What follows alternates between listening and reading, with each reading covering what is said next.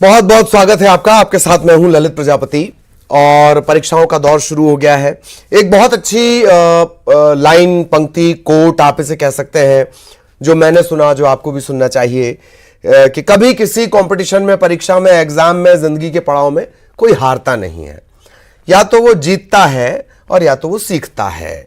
ये बात वैसी है जैसे हम आधे भरे ग्लास को देखते हैं। डिपेंड करता है कि हम उसमें क्या देख रहे हैं। तो परीक्षाओं का दौर शुरू हो गया है। अभिभावकों के चेहरे पर चिंता है, चिंता की लकीरें हैं। बच्चों के दिमाग में पड़ रहे तनाव को साफ महसूस किया जा सकता है। अभिभावक सोचते हैं कि बच्चे मेहनत कर लें, अच्छे अंकों से पास हो जाएं, उनकी ठीक ठीक लाइन बन जाए, वो बेहतर जगह पे पहुंच जाएं। गर्व तो होगा ही होगा, उनका जीवन संवर जाएगा। अभिभावकों की सोच गलत नहीं है। उस सोच को चिंता की शक्ल देकर बच्चे के दिलो दिमाग में उतार देना गलत है। बच्चे अनावश्यक रूप से तनाव में आ जाते हैं। जो पढ़ाई सहजता से हो सकती है उसे वो चिंताग्रस्त होकर करते हैं। अब परिणाम क्या होता है कि समग्र ऊर्जा का केंद्र, पॉइंट ऑफ अट्रैक्शन, जहां होना चाहिए वो होता नहीं है, डिवाइड हो जाता है, बंट जाता है। भय, तनाव और बाकी का आधा अध्ययन में कैसे हो पाएगा। परीक्षा में सर्वश्रेष्ठ सभी को करना होता है, लेकिन जरूरी नहीं कि हर कोई सर्वश्रेष्ठ कर जाए। परीक्षा छोटी हो या बड़ी, उससे संबंधित अध्ययन जितना तनाव रहित रहकर शांत मन से किया जाएगा, कामयाबी के मौके उतने ज्यादा बढ़ेंगे। बच्चों के लिए परीक्षा निश्चित रूप से एक बड़ा पड़ाव है, सभी के लिए होती है। ज्यादातर बच्चे परीक्षा की तैयारी कंसंट्रेट होकर करते हैं। मां बाप को क्या करना है? बच्चों पर विश्वास रखना है। तो आज ये तमाम पहलू खंगालने की कोशिश करेंगे। बोर्ड एग्जाम होता है तो ऐसा क्यों लगता है? मध्यम वर्गीय परिवार में, उच्च मध्यम वर्गीय परिवार में, या शायद सभी परिवारों में, कि पूरा परिवार मानो बोर्ड का एग्जाम दे रहा हो।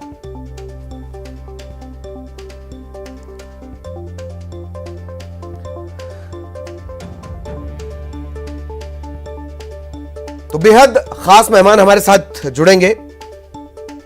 पढ़ाई लिखाई के तरीके समझेंगे, कहां दिक्कतें आ रही ये समझेंगे। कोरोना काल में क्या बदला है, इस पर भी चर्चा होगी। और मन के तार सुलझाने की कोशिश करेंगे। बच्चों के लिए, अभिभावकों के लिए बेहद बेहद जरूरी ये आज की प्रस्तुति है। ये मोदी टिप्स हम आपको दिखा रहे हैं। लगातार प्रधानमंत्री मोदी बच्चों से चर्चा करते हैं। एग्जामिनेशन के स्ट्रेस को दूर भगाने के लिए वो बताते हैं बार बार। 2018 से लेकर अब तक लगातार जो उन्होंने चर्चा की है, क्या बड़े टिप्स रहे, वो हम आपको बता रहे हैं ग्राफिक्स के जरिए। ग्राफिक्स पर आप लगातार नजर रखें। स्ट्रेस को आउट कर देना है।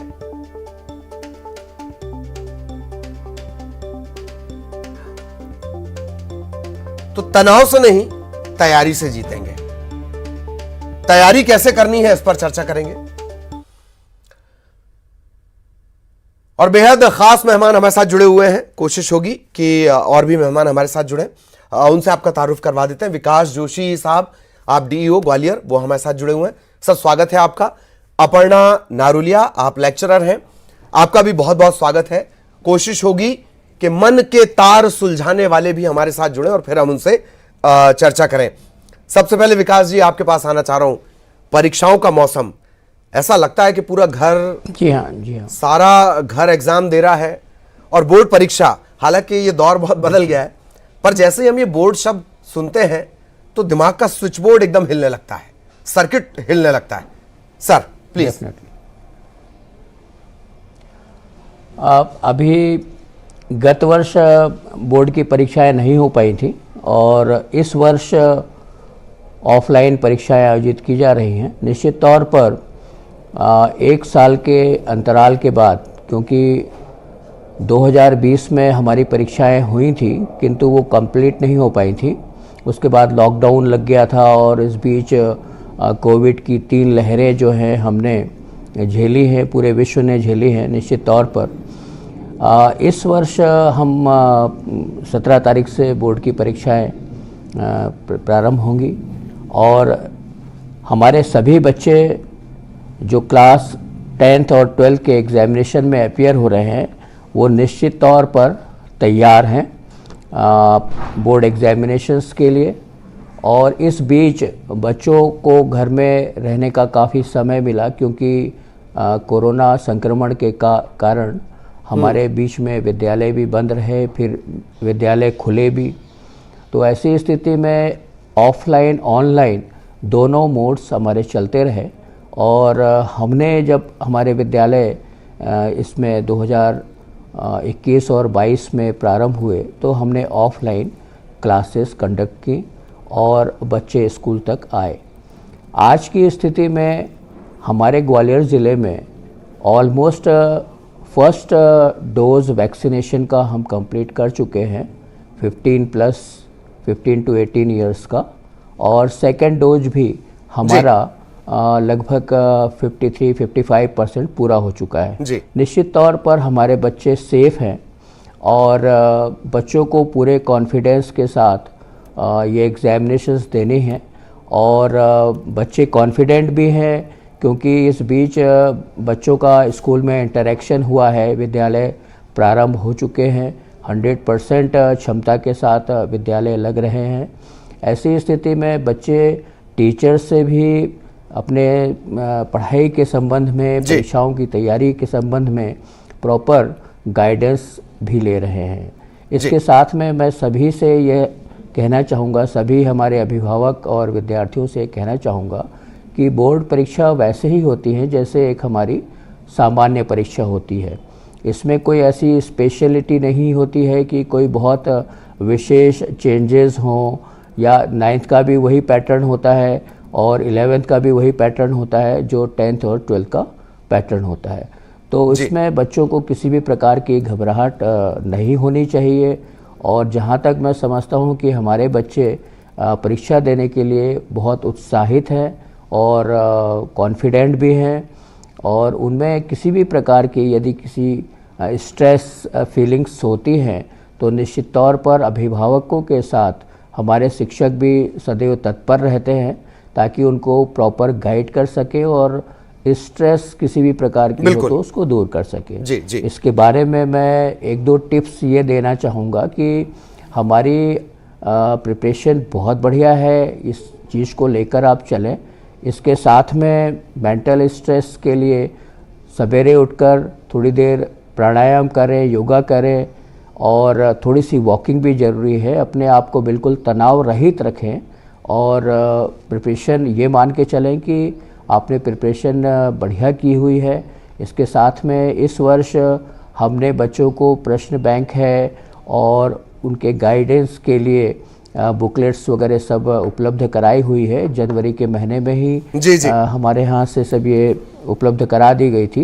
इसके साथ में टीचर्स ने प्रॉपर उनको इसके संबंध में गाइड भी किया है। तो जहाँ तक मैं समझता हूँ कि उनकी प्रिपरेशन बढ़िया है और कॉन्फिडेंट है। और इसके साथ में एक सामान्य सी परिस्थिति होती है कि जब पेपर्स शुरू होते हैं तो इनिशियल 1-2 दिन के जो फर्स्ट सेकंड पेपर्स रहते हैं उसमें एक सामान्य तनाव रहता है, किंतु हमें उस तनाव में नहीं आना है और रिलैक्स होकर एग्जामिनेशंस देने चाहिए। रिलैक्स होकर एग्जाम देना है, सबसे मूल यही है। अब आऊंगा मैं आपके पास जोशी सर। और डॉक्टर BS पाल, आप मनोचिकित्सक हैं, इंदौर से हमारे साथ जुड़े हुए हैं। डॉक्टर साहब, आपका भी बहुत बहुत स्वागत और आपके पास भी मैं सवाल लेकर आऊंगा। लेकिन इससे पहले अपर्णा नारुलिया हमारे साथ जुड़ी हुई हैं। मैम, सीधा सवाल आपसे ये कि शॉर्ट में अगर कोई टिप्स आप देना चाहें। एक दूसरा, किस तरह के सवालों का आप सामना कर रही हैं अब जबकि गाइडेंस के लिए स्कूल खुले हैं, अब जबकि एग्जामिनेशंस की तैयारियां हैं, बच्चों की तरफ से, अभिभावकों की तरफ से किस तरह के सवाल आपके सामने आ रहे हैं? जी प्लीज।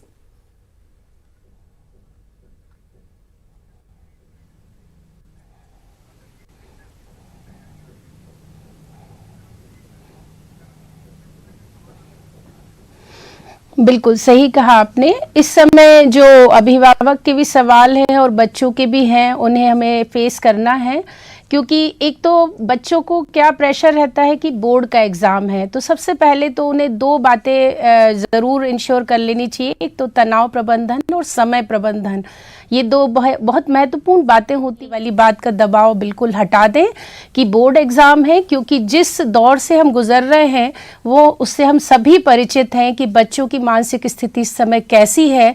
ये एक बहुत स्वाभाविक सी है। एज ए लेक्चरर मैं आपको बताना चाहती हूँ कि जब बच्चों से अपन इंटरेक्ट होते हैं तो बच्चों की सभी समस्याओं का समाधान हम वहीं के वहीं फिजिकली फॉर्म में कर लेते हैं, लेकिन इस समय हमने जो फेस किया है कि बच्चों से कम मिलना हो पाया है, वो अभी जो 100% उपस्थिति हुई है उस दौरान हमने उन लोगों के डाउट्स को क्लियर करने की कोशिश की है।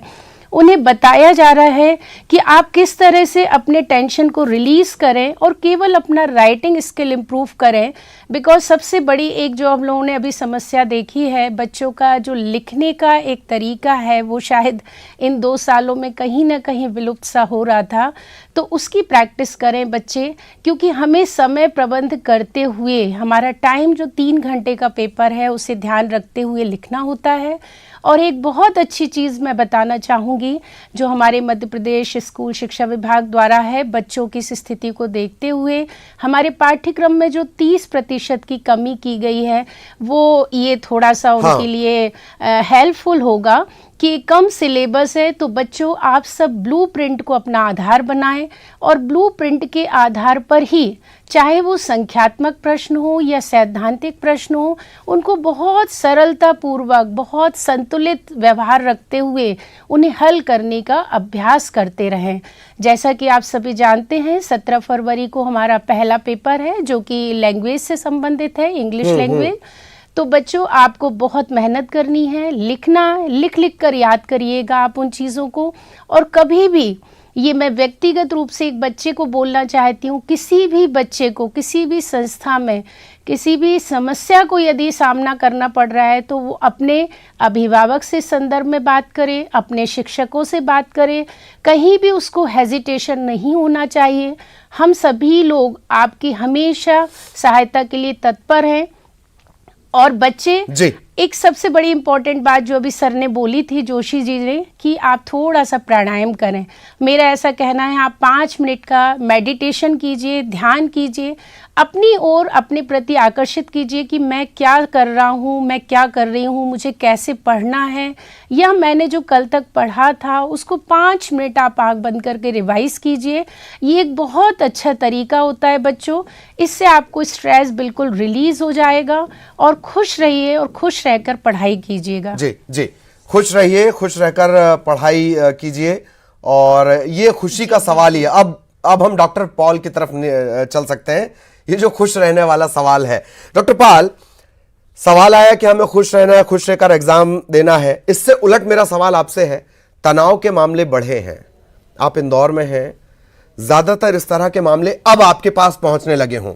अब मैंने ये अब शब्द क्यों जोड़ा, ये जान लीजिए कि अभी भी हम उस समाज में हैं जहां जैसे ही हम मनोचिकित्सक, मनोविज्ञान का इस्तेमाल करते हैं, लोग हमारी तरफ टेढ़ी आंखें करके देखते हैं कि अच्छा पागलपन का मामला है।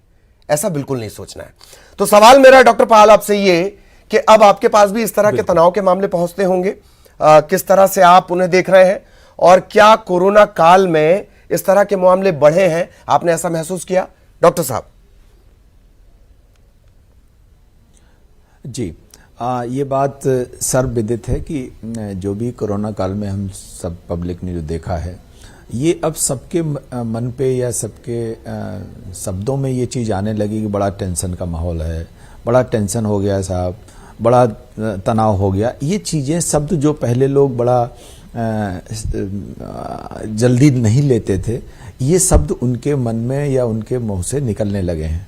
और इसी वजह से हमारी माननीय मंत्री जी जो हमारे फाइनेंस मिनिस्टर हैं, उन्होंने भी इसके लिए अलग से व्यवस्था की है कि नहीं, कोरोना काल में तनाव बढ़ा है तो इसको भी दृष्टिगत रखते हुए कुछ अपन टेली साइकोथेरेपी और उस तरीके की उन्होंने व्यवस्थाएं की हैं। ये तो इसलिए सभी लोग इस चीज़ को मानते हैं और अच्छी बात है कि इसके लिए हम लोग ज़्यादा जागरूक हो रहे हैं। और पहले की अपेक्षा डेफिनेटली लोग हमारे पास ज़्यादा लोग आ रहे हैं इन तनाव को लेके हुए उनके समाधान के लिए। अगर हम बच्चों की बात करें और बच्चों को जो हम लोग देख रहे हैं अभी बच्चों का जो एग्ज़ाम है उसकी वजह से हम लोग, क्योंकि आज का हमारा विषय बच्चों से ही संबंधित है एग्ज़ाम से लेके, तो यही चीज़ें लागू होती हैं बच्चों पे भी जी। और हम चूंकि ये पिछले 2 साल में आप देखें तो हम लोग सब घर पे रहे हैं और वर्क फ्रॉम होम रहा है, तो दोनों पेरेंट्स की अवेलेबिलिटी रही है, हम लोग स्कूल भी बंद रहे तो उसकी वजह से भी। तो बच्चों में एक खास बात होती है कि बच्चे हमेशा हमारे अपने पेरेंट्स से देख के सीखते हैं कि हम तनाव के समय कैसे हम अपने बच्चों के सामने बात करते हैं, हम उसको कैसे हैंडल करते हैं। और उन्होंने ये अच्छी तरीके से हम लोगों को देखा है कि भाई हमारे पेरेंट्स क्या कर रहे हैं और कैसे कर रहे हैं। यही चीज़ें जब उनको तनाव आता है तो वो वही चीज़ें लगाते हैं, वही मेथड्स अपनाते हैं जो उनके पेरेंट्स ने किए हैं। ये बहुत इंपॉर्टेंट है। ऐसे पेरेंट्स जो तनाव को अच्छी तरीके से हैंडल करते हैं, उनके बच्चे उस तरीके से डेवलप होते हैं और बच्चे भी उस तनाव को अच्छे से हैंडल करते हैं। जहाँ तक ये बात रही कि एग्ज़ाम की लेकर के, तो एग्ज़ाम में देखिए हम एक घर का माहौल कैसा दे रहे हैं। हम भले ही बच्चों से ये कहते रहे टेंशन मत लो, लेकिन अगर हमारे बच्चे की माँ बहुत टेंशन में है, पिताजी बहुत टेंशन में है और उसको परेशान है, ये कैसे नंबर लाएगा, कितने नंबर लाएगा और कैसे होगा, और तुरंत पढ़ो नहीं तो ये हो जाएगा वो हो जाएगा, इस तरीके की अगर चीज़ें घर में रह रही हैं तो बच्चे को टेंशन होना स्वाभाविक है। बच्चा उन सब चीज़ों में उसको विपरीत प्रभाव पड़ेगा।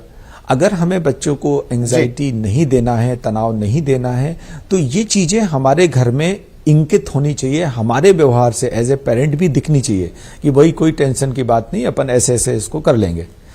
इसका असर जरूर पड़ता है।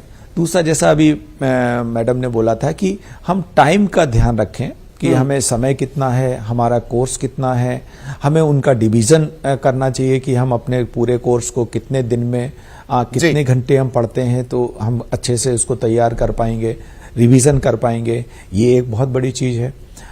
दूसरी चीज़ इसमें ये आती कि जैसा हमने देखा अभी 2 साल में, ये किसी ने अभी बात मैडम ने की थी कि लिखने का जो अभ्यास है बच्चों का, वो डेफिनेटली पहले से कम हुआ है। तो ये चीज़ें भी हमें अच्छी ऐसे जो भी हम क्वेश्चंस तैयार करते हैं तो ज़रूर हम लिख के उसको तैयार करें। और हमें उम्मीद है कि चूंकि सभी बच्चे एक ही तरह से कंडीशन से गुजरे हैं तो सबकी परफॉर्मेंस पे ऐसा ही फर्क पड़ा होगा। तो हम कोई भी बच्चा इसको अलग से ना ले कि हम हमारे इसके कोरोना की वजह से, लॉकडाउन की वजह से हमको दिक्कत हो गई, ये हो गई, ये सभी के सामने है। और मुझे उम्मीद है कि अगर बच्चे ने अगर अच्छे से मेहनत कर रखी है तो ज़रूर अच्छा होगा। मैं फिर अभी यही कहता हूँ कि नंबर कितने आएंगे इससे डजेंट मैटर। कि मुझे ऐसा लगता है कि हम लोग जब बड़े हो जाते हैं तो हमसे अब कोई हाई स्कूल के नंबर नहीं पूछता या 12th के नंबर नहीं पूछता, लेकिन हाँ, नॉलेज हमारी हमेशा साथ रहती है जी। तो हमें ऐसा लगता है कि जो भी हम पढ़ें उसको अपने जीवन में अपनाएं, उस नॉलेज से पढ़ें, और नंबर तो ठीक है जैसा होगा वो देखेंगे अपन। ये बात आपने एकदम सही कही कि जी ललित, कि नंबर कोई नहीं पूछता है। और ये बहुत अच्छी बात है कि नंबर की व्यवस्था से हम धीरे धीरे हटने की कोशिश कर रहे हैं। विकास जोशी साहब, आपके पास में आना चाहूंगा। आपने एक बहुत अच्छी बात कही, अपर्णा मैम ने भी वही बात कही प्राणायाम को लेकर कि इस पे हमें कंसंट्रेट, हम इस पर कर सकते हैं। क्या कोई ऐसी व्यवस्था भी हम कर सकते हैं कि बच्चे जब पहुंचे तो हम उन्हें 5 मिनट का एक्स्ट्रा टाइम दे दें, या क्लासेस में हम उनको इस तरीके का अभ्यास करवाएं कि वो उस चीज की वैल्यू समझें। मसलन जब हमें किसी टास्क को करना होता है, हम भी लंबी लंबी गहरी सांस लेते हैं, 5 मिनट कंसंट्रेट करने की कोशिश करते हैं।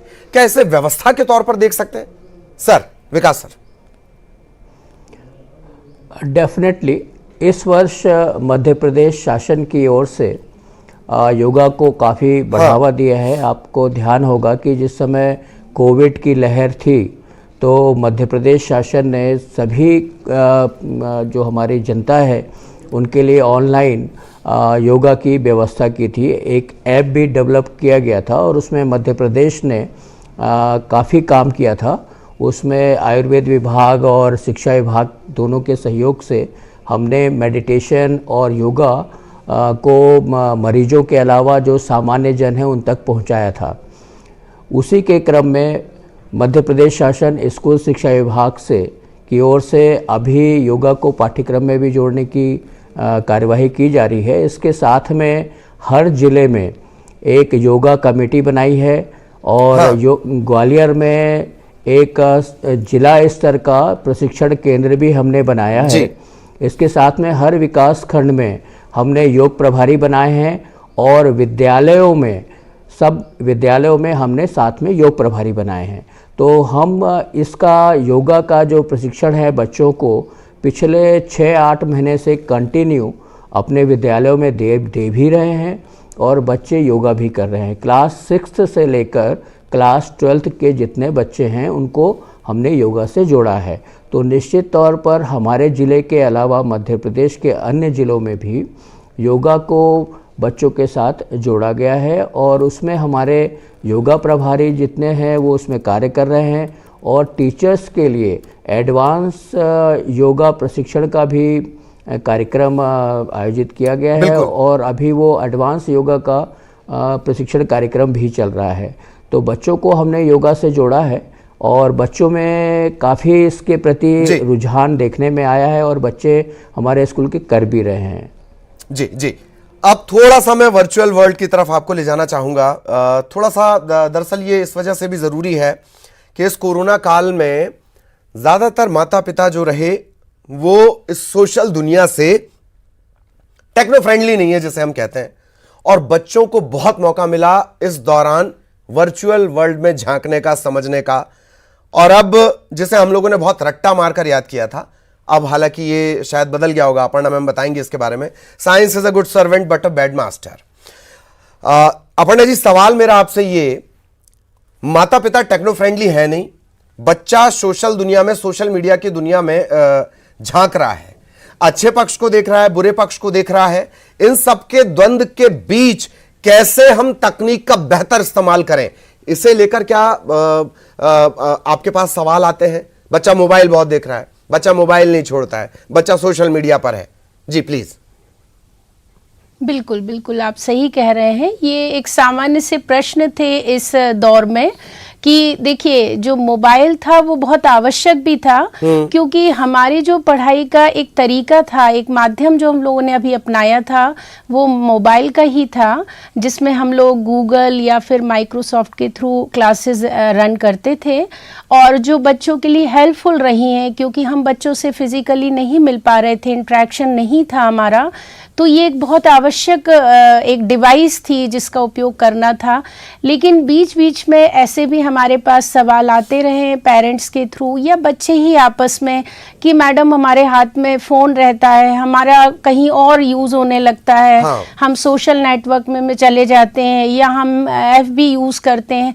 बच्चों के खुद के भी प्रश्न होते हैं। जब हम लोगों ने उनकी काउंसलिंग के अलग अलग लेक्चर्स दिए हैं, काउंसलिंग में अलग अलग लोगों को इन्वाइट करके उनको बताई हैं ये बातें कि देखिए बच्चों, ये इसके यूजेस भी जितने हैं उससे ज्यादा कहीं मिस यूजेस होते हैं। उसका एक सबसे बड़ा कारण मैं आपको बताऊं, जिस एज में हम बच्चों को पढ़ा रहे हैं, जो बच्चों की एज है ये 16 से 18 के बीच में, ये एक ऐसी ही उम्र होती है जब बच्चा खुद अपना सही डिसीजन नहीं ले पाता है और उन्हें लगता है ठीक है ये तो मेरा अपना मोबाइल है ना, मैं चाहे जैसा इसका उपयोग करूं। तो हम लोगों ने समय समय पर इन्हें एक क्लास लेकर ये चीज़ें बताने की कोशिश बहुत की है। ये हमारा हमेशा प्रयास रहा है कि बच्चे आप हमेशा इसका उपयोग करो। अपने पेरेंट्स की जो आपकी ज़रूरत उन्होंने इतनी मुश्किल समय में पूरी की है, क्योंकि हर बच्चे की आर्थिक स्थिति इतनी अच्छी नहीं होती है कि उनके माता पिता इतनी महंगी डिवाइस को अरेंज कर सकें। तो कहीं हद तक हम लोगों ने भी इसमें मदद की है जिन बच्चों के पास नहीं था, लेकिन उन्हें यही बता कर दिया गया है कि बच्चों इससे आपका भविष्य बनना है, आपको बिगाड़ना नहीं है। यदि आप अभी अपनी सोच अच्छी रखोगे, केवल पढ़ाई के लिए उपयोग करोगे, क्योंकि यदि पढ़ाई में जो बच्चा इन्वॉल्व होता है ना सर, वो हमेशा कुछ अच्छी चीजें सर्च करने की कोशिश करता है। तो ये जैसा कि हम लोग का एक अनुभव हो जाता है हमेशा एक शिक्षक होने के नाते कि कौन सा बच्चा किस स्तर तक इसमें इन्वॉल्व हो रहा है या गलत उपयोग कर रहा है, तो उन्हें हमने बुलाकर भी बात की है, फोन के थ्रू भी बात की है। और स्पेशली अभी जब हमारा 100% उपस्थिति के साथ स्कूल लगने शुरू हुए हैं, तो उस दौरान भी हमने व्यक्तिगत रूप से बच्चों को यही बताया है कि बच्चों आप इसका दुरुपयोग ना करें, कुछ समय के लिए अब इसको रख दें। जो भी आपके नोट्स है उनको आप अपने रजिस्टर में नोट करें और अपना जैसा हमेशा आपने लास्ट 10th तक आपने जो यूज किया है, फॉलो किया है एक तरीका कि हमें बोर्ड एग्जाम या रेगुलर एग्जाम की कैसे तैयारी की जाती है, आप उस पर फोकस्ड हो जाएं और इस डिवाइस को बिल्कुल अलग कर दें। तो इस तरह से हम इस टेक्नोलॉजी का एक समय तक उपयोग कर सकते हैं और उसके बाद थोड़े दिनों के लिए आप उससे दूर हो जाएं, तो आपको जो एक कहते हैं ना तनाव भी नहीं होगा। क्योंकि हम कहते हैं जितना हम नेट के पास रहते हैं, जितना डिवाइस यूज करते हैं, कहीं ना कहीं जैसा सर जानते होंगे एज ए डॉक्टर कि कहीं आपके दिमाग पर असर पड़ रहा है, कहीं कानों पर हो रहा है, क्योंकि वो हेडफोन ईयरफोन लगाकर भी पढ़ते हैं बच्चे। तो इन सब चीज़ों को भी हम लोगों ने बहुत कोशिश की है कि बच्चों को ये चीज़ें बताएं। और आज जैसा सभी बच्चे सुन रहे होंगे, तो मेरा सभी बच्चों से बहुत निवेदन है एक प्यार के साथ कि बच्चों इस डिवाइस को आप थोड़े दिन के लिए अलग रखो और केवल अपने किताब कापियों से दोस्ती बनाओ और उसके साथ रहो। जी जी जी, कितनी अच्छी बात है। गरियाबंद का एक बच्चा है, चूंकि मुझे याद आया वो विषय, तकरीबन 12 साल का वो बच्चा है, अंतरिक्ष पर उसने किताब लिखी है और 150 तकरीबन 30 देशों में 100 कई हजार बुक स्टॉल्स पर उसकी किताब है। अंतरिक्ष पर वो ये दावा भी है कि वो पहली किताब है, पीयूष उसका नाम है। खैर डॉक्टर पाल, आपके पास में आना चाह रहा हूं। एकाग्रता का जो अलग अलग रिसर्च है, अलग अलग कैपेसिटी है, आईक्यू लेवल है। एकाग्रता 35 से 45 मिनट में फॉल डाउन होती है, फिर से गिरती है। उसके बाद फिर हम ब्रेक ले सकते हैं पढ़ाई से, हम कुछ गाने सुन सकते हैं, चर्चा कर सकते हैं। कंसंट्रेशन बढ़ाने के लिए क्या कोई ट्रिक टेक्निक आपके पास, डॉक्टर पाल? जी, देखिए पढ़ाई में सबसे ज़रूरी चीज़ यही आती है कि हम कितनी देर तक कंसंट्रेट कर सकते हैं। ये थोड़ा एज के हिसाब से होता है। जैसे हमारे जो बच्चे हैं एग्ज़ाम गोइंग, उनका करीब जैसा आपने बताया करीब 35 से 45 मिनट और 50 मिनट तक एक बच्चे कंसंट्रेट करते हैं। लेकिन जैसे जैसे ये उम्र बढ़ती जाती, जैसे तो 50 या 60 के, तो ये फिर कम हो जाती है और करीब 25 से 30 मिनट तक ही रहती है। खैर, जो ये समय कंसंट्रेशन की हम बात कर रहे हैं, जी जी। ये इसीलिए कहा जाता है कि ये हमारे जो क्लासेस जो हमारे डिजाइन किए जाते हैं, आप देखें ज्यादातर क्लासेस हमारे 40 मिनट, 45 मिनट, 50 मिनट इस तरीके के डिजाइन किए जाते हैं। उसके पीछे साइंटिफिक रीजन यही है जी। बच्चों में जो पढ़ाई का, जैसे जो अब लॉन्ग टर्म पढ़ाई करनी होती है, कोई 6 घंटे करता है, कोई 8 घंटे करता है, कोई 10 घंटे, तो घंटे की जगह हम अगर कैलकुलेट करें कि हमने कितना हमारा उसमें आउटपुट मिला है हमको। कई बार जैसा आपने देखा होगा कि बहुत से बच्चे बहुत लंबे समय तक बैठते हैं, लेकिन उनका आउटपुट उतना अच्छा नहीं रहता है इन कंपैरिजन टू दो चिल्ड्रंस, या जो बच्चे जो फटाफट, जैसे कहते हैं ना, एक बार देखा और याद हो गया। तो उसमें टेक्निक यही होती है कि एक बार देखने मतलब आपने बिल्कुल कंसंट्रेट करके उसको देखा है। बिल्कुल तो ये होता है कि हमारा बहुत अच्छा चर्चा चल रही थी, लेकिन मैं चूंकि वक्त बहुत ज्यादा एक्सेस हो गया, मैं आपको रोक रहा हूं सर। बहुत बहुत शुक्रिया विकास जोशी साहब, अपर्णा नारोलिया, डॉक्टर पाल, बहुत बहुत धन्यवाद आप सभी का। और मुझे पूरी उम्मीद है कि ये जो चर्चा हुई है निश्चित तौर पर बच्चों को फायदा मिलेगा। ये हर किसी के घर से जुड़ा हुआ मसला है। पूरे घर को बोर्ड एग्जाम नहीं देना है, बहुत संयम के साथ और तैयारी से तनाव के ऊपर जीत हासिल करनी है। नमस्कार।